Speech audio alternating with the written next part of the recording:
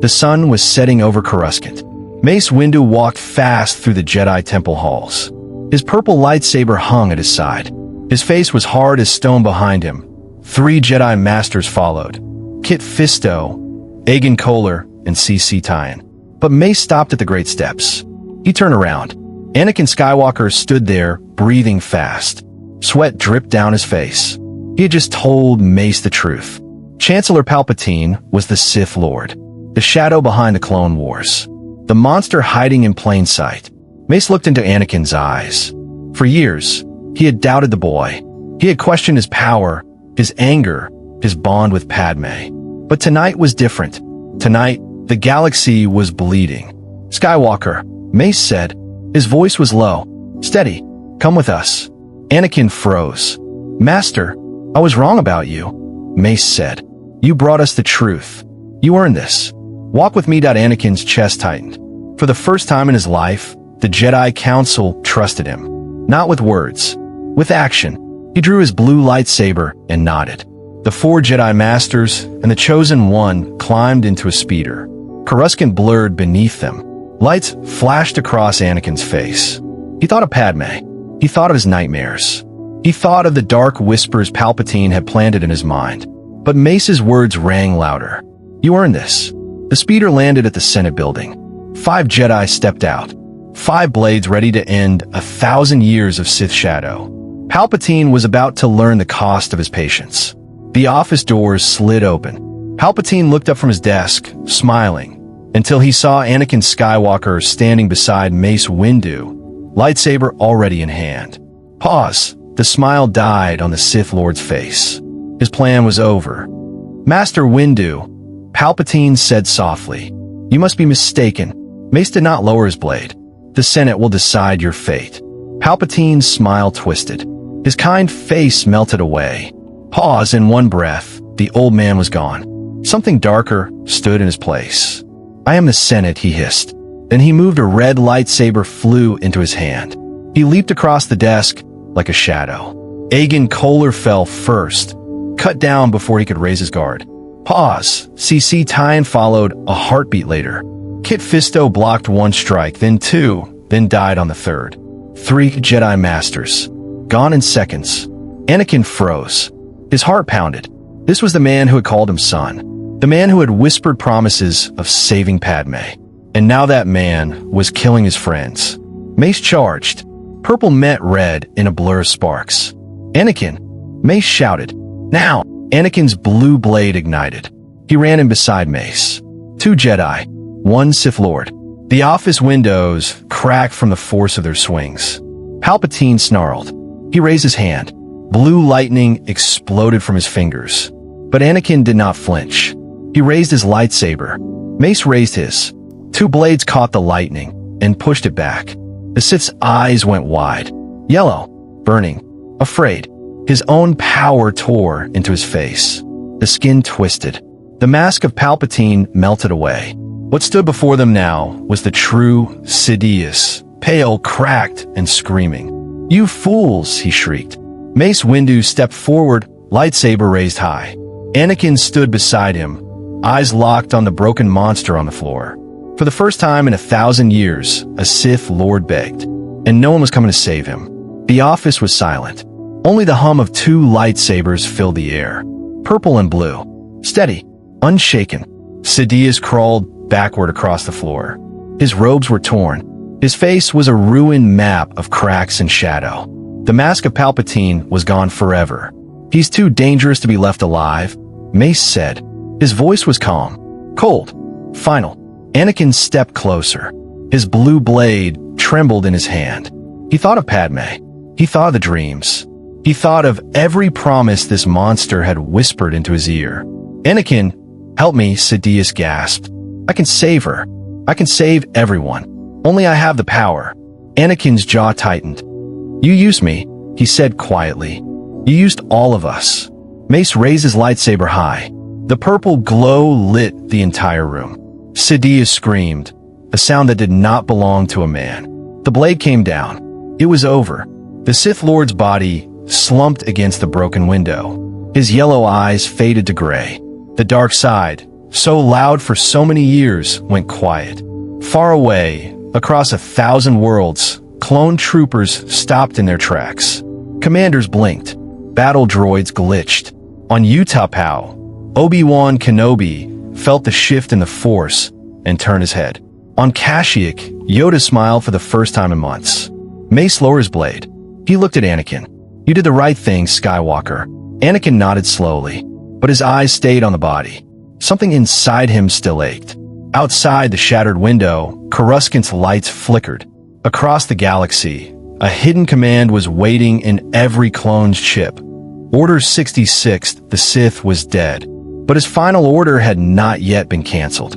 The galaxy held its breath. On Utapau, Obi-Wan Kenobi climbed off his Varictyl. Commander Cody walked up behind him, holding his helmet. For one heartbeat, Cody's hand twitched near his blaster. His chip pulsed, then went silent. "Sir?" Cody asked, blinking. I don't know why I stopped." Obi-Wan looked at him carefully. "Neither do I, my friend, but I'm grateful." On Kashyyyk, Yoda stood among the Wookiees. Two clone commanders raised their weapons behind him, then lowered them just as fast. Yoda turned slowly. His green eyes were sharp. "Felt that you did?" he asked. The clones nodded, confused. "Felt what, General?" Yoda did not answer. He only smiled. Something dark had passed them by. On Mygeeto, on Felucia, on Salakami. The same story played out 1,000 times. Clone troopers stopped mid-march. Their hands shook. Their eyes cleared. The whisper in their chips had vanished forever. Back on Coruscant, Mace Windu contacted the Council. His voice was steady but heavy. "Palpatine was the Sith Lord," he said. "He's dead. Skywalker stood with us." Across the holodeble, every Jedi Master froze. Plo Koon closed his eyes. Ki-Adi-Mundi bowed his head. They understood now. They had all been hunted. They had all been blind. A chip was pulled from a clone's head that night. The Jedi scientists found the hidden code. Order 66. A kill switch, designed to end the Order in a single moment. But the moment never came. In the Jedi Council chambers, Mace Windu turned to Anakin Skywalker. The Chosen One stood quietly, his eyes far away. "The war is ending, Skywalker. But for you." Mace paused. "The hardest battle has just begun." Anakin Skywalker ran. Through the marble halls of the Jedi Temple, past burning Coruscant skylines, past the whispers of a Chancellor who promised power. He ran. Not to Palpatine, not to the dark side, to her. His starfighter tore through hyperspace, screaming toward Naboo. In his hand, he gripped Padme's Japer snippet, the little carving he made as a boy on Tatooine. His heart pounded. His visions of her death burned behind his eyes. But this time, he would not bargain with darkness. He would fight for her with light. On Polis Massa, a medical station hidden among the stars, Padme lay weak but alive. Obi-Wan stood at her side. Yoda waited in the shadows. The Republic still stood, barely, but the Sith plot had been exposed.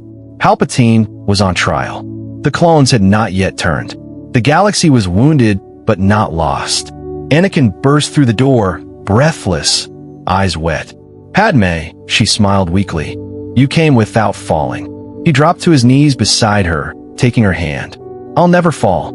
Not for you. Not ever." Hours passed. The medical droids worked carefully. And then a small cry filled the room. A baby boy. Then, moments later, a baby girl. Luke, Leia, twins. Padme wept with joy. Anakin held them both, his mechanical hand trembling, his blue eyes shining. Obi-Wan smiled from the doorway. The Republic's flame still burned. And for the first time, so did hope. Outside, the stars glittered like promises. The Jedi Temple stood scarred but standing. Smoke still curled from the broken spires of Coruscant. Inside the council chamber, only 7 masters remained. Yoda, Mace Windu, Plo Koon, Ki-Adi-Mundi, Sak Distai, Kit Fisto, and at the center, Anakin Skywalker. For the first time, no one spoke against him. Mace Windu rose slowly, his shoulders still bandaged from his duel with Palpatine. He looked at Anakin, not with doubt, but with something new. Respect. "We were wrong," Mace said. "Wrong about the code. Wrong about attachment. And wrong about you. Yoda nodded, his ears low. Blinded by fear, we were. Lost the trust of our own, we did. Saved us, young Skywalker has. Earned this, he has. Anakin's breath caught. He had waited years for these words. Rise, Master Skywalker. The title hit him like a wave. Padme, watching from the chamber doorway, pressed a hand to her heart. No more secrets. No more hiding. The council had voted. Love would no longer be forbidden. Anakin knelt, then stood tall. I accept, but only if we rebuild the Order on trust, not control. Yoda smiled for the first time in months. Agreed, we do. The new Order opened its doors. Older students returned. Families were welcomed. Knights spoke freely of fear, loss, and love. The Force flowed warmer through the temple halls. But far across the galaxy, on a forgotten world cloaked in red mist, a hooded figure watched the Holonews broadcast.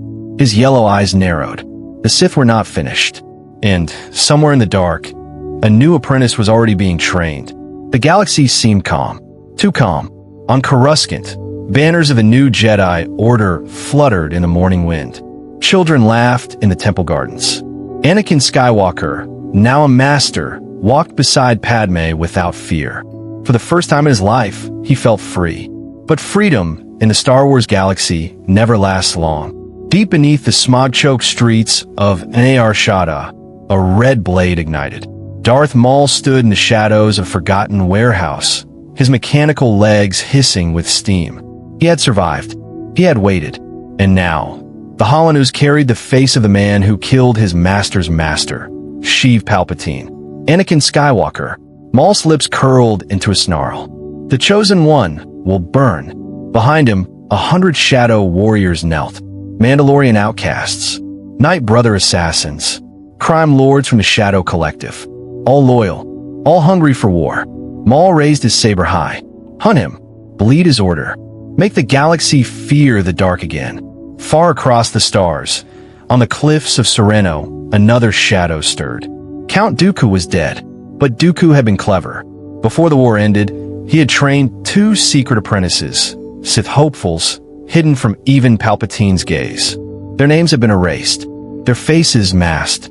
They were known only as the Twin Blades of Sereno. The first, a woman named Asajj-like in her fury, wielded twin curved sabers of crimson fire. The second, a tall man with a cold voice, carried a black-bladed saber forged from Cortosis. They stood over their master's empty tomb. Master Dooku is gone, the woman whispered. But his work continues. The Skywalker boy thinks the war is over, the man replied. We will teach him. It has only begun. Meanwhile, in the Outer Rim, the Separatist remnants regrouped. General Grievous had fallen, yes. But hidden Separatist admirals had escaped with entire fleets. Battle droids by the millions still slept in storage moons. Trade Federation barons, bitter and broke, poured credits into one last cause, revenge. They needed a face, a symbol, a leader, and Maul gave them one. On the dead world of Mustafar, the 3 forces met in secret. Darth Maul, the Twin Blades, the Separatist remnants. 3 powers, 1 goal. The Jedi believe they have won. Maul hissed, his eyes glowing in the lava light. Let them believe it. Let them grow soft. And when a guard drops, he drove his saber into the volcanic stone. We strike. Back on Coruscant, Anakin felt it. A cold tremor in the Force. He stopped mid-step in the temple garden. Padme turned, worried. Anakin, what is it? He stared at the horizon. The sun was setting blood red. Something's coming, he whispered. Something old. Something angry. Master Yoda sensed it too. In the council chamber, the small green master closed his eyes and shivered. Returned. The dark side has. Hidden but not gone. Patient. Our enemy is... Mace Windu turned to Anakin. We need eyes everywhere. Send word to Obi-Wan. To Ahsoka. To every knight we have left. Anakin nodded slowly. But inside his heart pounded. The dreams had returned. Dreams of fire. Dreams of Padme screaming. Dreams of a hooded figure with a red blade. Laughing. He gripped his lightsaber. I won't lose her. Not this time. That night, the first strike came. A Jedi outpost on the moon of Concord Dawn went silent. No distress call, no survivors. When Obi-Wan Kenobi arrived with a small task force, he found the temple walls carved with a single symbol, burned into the stone by a red blade. The mark of the Sith. Obi-Wan knelt by a fallen Padawan, his face pale. He activated his comm link with trembling fingers. Anakin, they're back. The Sith are back. On the other end of the galaxy, Anakin Skywalker stood on the Jedi Temple balcony, the wind howling around him. He looked up at the stars, and somewhere out there, he could feel them watching. 3 shadows, 3 blades, 1 war, and then a whisper crawled through the Force, cold as ice, sharp as steel. At last, Chosen One, we meet again. Anakin's saber ignited in the dark. The hunt had begun. 10 years passed. The galaxy had changed. Where the Empire should have ruled with iron fists and crimson banners, the Republic stood tall, reborn and stronger than before. And at its heart, one man, Anakin Skywalker, Master of the Jedi, husband of Senator Padme Amidala, father of 2 bright children, Luke and Leia, who laughed and ran through the temple halls without fear. The galaxy called him by many names. The hero with no fear, the chosen one, the guardian, but never, Darth Vaapad. The wars that followed Palpatine's fall had not been easy. Darth Maul's Shadow Collective struck hard in the first year. Whole sectors burned. Jedi outposts fell. Coruscant itself trembled when the twin blades of Sereno led a strike team into the Senate building. But Anakin was different now. He fought without anger. He led without fear. The Council's trust had unchained him, and the Force flowed through him like a calm river. Deep, powerful, endless. On the moons of Mandalore, Anakin faced Darth Maul one final time. Their sabers clashed in the rain, blue against red, and when the duel ended, it was not with rage, but with mercy. Maul knelt, broken. "Finish it, Skywalker." Anakin lowered his blade. "No, the Sith died today. Not by hate, but by hope." Maul was taken to a Force cell on Tython. He never escaped again. The twin blades fell next. On Sereno, Anakin and Obi-Wan fought side by side, just like the old days. The cold-voiced man died in the duel. The woman surrendered, weeping, when she saw a Jedi spare her life instead of taking it. She was given a choice, exile or redemption. She chose redemption. Years later, she would train younglings on Naboo, her crimson sabers replaced by a single, soft green blade. The Separatist remnants? They crumbled without a leader. Anakin did not crush them with armies. Instead, he and Padme crafted a new treaty, one that gave the Outer Rim world a voice in the Senate for the first time in 1,000 years. Trade Federation barons lost their fortunes, but their people gained freedom. For the first time, the Republic was not a core world empire pretending to be a democracy. It was a true galactic family. Anakin became more than a Jedi. He became a symbol. Children on Tatooine, his old home, built statues of him in the sand. Pilots on Naboo painted his name on their starfighters. On Coruscant, school kids learned the story of the slave boy who became the guardian of the stars. And yet, Anakin remained humble. He still tinkered with droids in the temple workshop. He still raced pod racers on weekends with Luke and Leia cheering from the stands. He still kissed Padme good morning every day without fail. He was happy, truly happy. But in the deepest archives of the Jedi Temple, locked behind 7 Force-sealed doors, one file existed. A file only Yoda, Mace Windu, and Anakin himself had ever read. It was titled simply, "The Vision That Was Not."